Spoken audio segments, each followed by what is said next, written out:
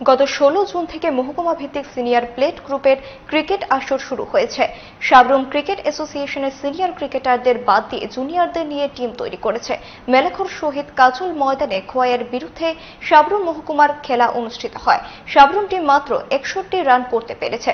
স্বাভাবিক কারণে বাদ পড়া সিনিয়র ক্রিকেটাররা অ্যাসোসিয়েশনের সিদ্ধান্তের বিরুদ্ধে ক্ষোভে ফেটে পড়েন। ত্রিপুরা ফুটবল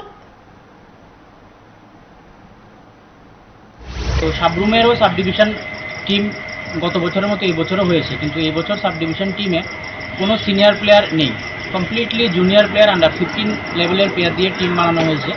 অথচ সাবরুমে লোকাল ক্লাব লিগ অনুষ্ঠিত হয়েছে, 8টা টিম পার্টিসিপেট করেছে। 8টা টিম থেকে অনেক ভালো প্লেয়ার আছে যারা সাব ডিভিশন টিমে সিলেকশন পাওয়ার মতো যোগ্য, ভালো পারফর্মার, সবচেয়ে হাইয়েস্ট উইকেট টেকার, 400-500-600 করে রান করে আছে, এমন অনেক ব্যাটসম্যান আছে। এদের মধ্যে কেউই সাব ডিভিশন টিমে এবছর সুযোগ পায়নি।